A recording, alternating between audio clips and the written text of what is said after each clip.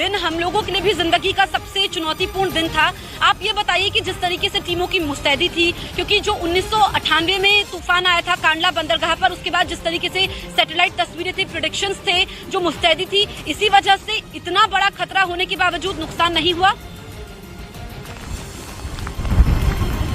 बिल्कुल जसप्रीत, देखिए ये एक बड़े ऑपरेशन को आप जब बड़ी कोई आपदा होती है तो उसको बड़े लार्ज स्केल पर इसके सामने आपकी रणनीति क्या होगी, ये एक एग्जीक्यूशन प्लान सबसे इम्पोर्टेंट होता है। पीएम मोदी लगातार संपर्क में है राज्य सरकार के साथ। कल भी भूपेंद्र पटेल मुख्यमंत्री से बातचीत की, इससे पहले भी पीएम ने बातचीत की, अधिकारियों से लगातार बातचीत करते रहते थे, अपडेट लेते रहते थे और केंद्र सरकार से जो हर संभव मदद, चाहे आप यहाँ पर देख लीजिए, जो इवैक्यूएशन आपने भी देखा जसप्रीत, आप जो दिखा रहे थे, जो 1 लाख लोगों को इवैक्यूएट किया गया है, उसमें स्थानीय पुलिस के साथ एनडीआरएफ, कोस्ट गार्ड, एसडीआरएफ, सेना, बीएसएफ, ये सभी ने अपने हाथ से हाथ मिलाकर काम किया। तो ये एक जॉइंट एफर्ट थे और केंद्र सरकार की निगरानी में सब जब होता है, पीएम मोदी खुद ये इस बात में जब देखते रहते हैं तो इसका असर दिखा। और इतना बड़े साइक्लोन में अगर हताहत नहीं, अब तक का भगवान करे कि ये कोई हताहत का आंकड़ा आगे ना आए, अब तक हम लोग बात कर रहे हैं, तब तक जीरो कैजुअल्टी है और जीरो कैजुअल्टी के अप्रोच के साथ ही सरकार चल रही थी और इसी के चलते 1 लाख से ज़्यादा लोगों को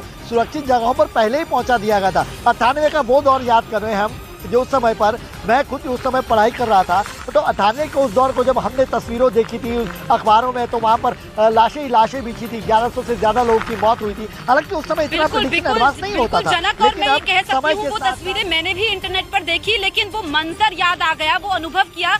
और ये बिल्कुल ठीक आपने कहा, क्योंकि तूफान को टाला तो नहीं जा सकता था, लेकिन यहाँ पर तूफान का सामना किया गया है। एक बार फिर से कुछ तस्वीरें मैं आपको ग्राउंड जीरो से दिखा देती हूँ। यहाँ पर देखिए कितनी मुस्तैदी से यहाँ पर रोड को क्लियर किया गया है, लेकिन इस तरीके से ये पेड़ की टहनियां यहाँ पर गिरी हुई है, वो पेड़ आप देखेंगे वो भी गिरा हुआ है। और यहाँ पर पूरी तरीके से तैयारी है, तैयारी अभी भी है। आप देखेंगे कि पुलिस की मुस्तैदी है, किस तरीके से लोकल पुलिस का मूवमेंट यहाँ पर लगातार जारी है।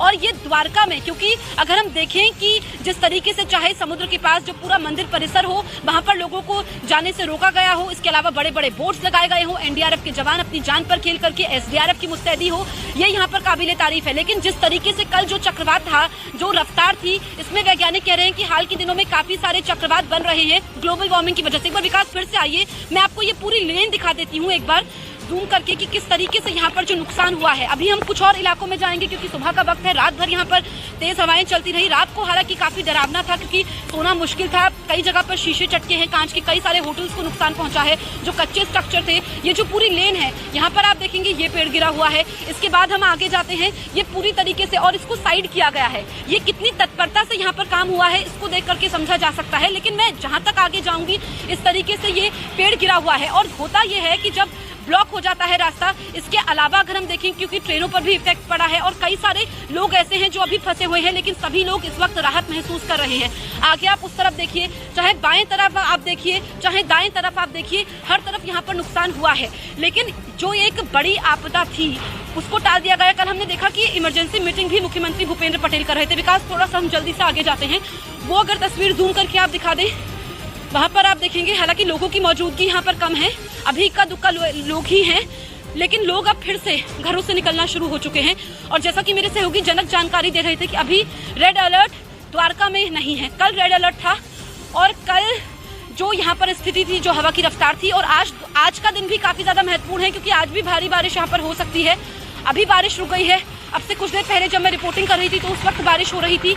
यानी कि एकदम से मौसम यहाँ पर पल पल बदल रहा है, कभी बारिश शुरू हो जाती है। लेकिन जो हवा की रफ्तार है उस पर बहुत कुछ डिपेंड करता है। अगर फिर से हवा की रफ्तार आप ये मान लीजिए 60 किलोमीटर प्रति घंटे से 80 किलोमीटर प्रति घंटा होती है, या 80 किलोमीटर को क्रॉस कर जाती है, तो फिर नुकसान हो सकता है। क्योंकि जब हवा की रफ्तार 80 किलोमीटर प्रति घंटे से लेकर के 100 किलोमीटर प्रति घंटे की होती है, तो उस वक्त तेज आंधी आती है और ये डिस्ट्रॉय करके उसके बाद जो चीजें गिर जाती है वो हिट करती है, क्योंकि हवा।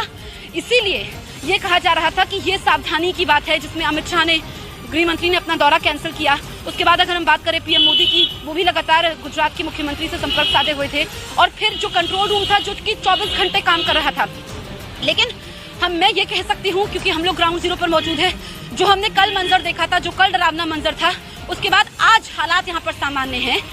गुजरात के लोगों को अब डरने की बिल्कुल भी जरूरत नहीं है, क्योंकि जिस होटल में हम लोग ठहरे हुए हैं, वहाँ के जो कर्मचारी हैं, जो भी दूर दराज के इलाकों से आए हैं, लेकिन वहाँ पर भी काफी नुकसान पहुंचा है। जो शीशे चटके हैं, जिससे कुछ लोगों को लगी भी है। ऐसे में जो लाइट्स हैं वो भी वहां पर गिरी है। वो तस्वीरें भी हम आपको दिखाएंगे, क्योंकि अब हम इस जगह पर पहुंचे हैं। उसके बाद जब हम ग्राउंड जीरो पर आगे जब हम जाते जाएंगे तो फिर रियलिटी समझ में आएगी कि और कितना नुकसान हुआ है। लेकिन अभी तक आंकड़ा नहीं सामने आया है कि कोई जान माल का नुकसान हुआ है। मेरे सहयोगी जनक लगातार मेरे साथ बने हुए हैं। जनक, आज तो यहाँ पर रेड अलर्ट नहीं है, क्योंकि आपने तो कई सारे चक्रवात कवर किए हैं। मेरा ये पहला अनुभव था, लेकिन आप ये बताइए कि जिस तरीके से यहाँ पर जो मैनेजमेंट पूरा किया गया है, अब हम इसको किस तरीके से देखें? किन किन जिलों के लिए अभी खतरा है? सिर्फ आगे के 5 से 6 घंटे काफी महत्वपूर्ण है, उसके बाद ये राजस्थान की तरफ रुख करेगा। बिल्कुल, देखिए अब चूंकि अगर साइक्लोन की अगर पूरी सिस्टम को अगर आप देखें, जैसे पहले तो यहाँ बहुत तेज हवाएं चल रही है, तो यहाँ पर खड़े रह पाना मुश्किल है। ये अब पहले मैं ये कह रहा हूँ कि दरअसल साइक्लोन की जो पैटर्न होती है उसमें 8 लेयर होते हैं। अगर आप पूरी तरीके से समझिए, severe cyclonic super cyclonic storm में जब तब्दील होता है नीचे से लेके, तो वेलमार्क लो प्रेशर से शुरू आता है। तो अभी यहाँ पर देखिए कि सुपर कैटेगरी सबसे ऊपर से नीचे सीवियर साइक्लोनिक का है। अब साइक्लोनिक स्टॉर्म, अभी जो हालात है वो साइक्लोनिक स्टॉर्म, और 11:30 के बाद डीप डिप्रेशन में तब्दील होगा। यानी डीप डिप्रेशन के वक्त ये गस्टिंग स्पीड रफ्तार है वो 40 से 50 किलोमीटर प्रति घंटे की रफ्तार से रहेगी। यानी अब कच्छ के ऊपर से, यानी बनासकांठा से लेके पाटन और फिर राजस्थान का जो ऊपरी हिस्सा है वहां पर ये जाएगा, और ये इसका असर दिल्ली तक थोड़ा असर देखने को मिलेगा जब डिप्रेशन में तब्दील होगा। उस समय पर कहीं जगह पर स्कैटर्ड रेन होंगे या कहीं कुछ जगहों पर बारिश होगी। यहाँ पर आज का जो अलर्ट है वो यही है कि कच्छ के साथ साथ, कच्छ में आज भारी बारिश का अलर्ट है। उसके अलावा बनासकांठा, पाटन, साबरकांठा और उदयपुर के आसपास या कहीं माउंट आबू का जो इलाका है, जो राजस्थान सीमा जो सटी है, तो वहाँ पर जालोर और उसके पास वहाँ पर कई जगहों पर भारी बारिश हो सकती है। ये मौसम विभाग का अनुमान है। लेकिन 11:30 बजे तक डीप डिप्रेशन में आ जाएगा, यानी ताकत खो देगा।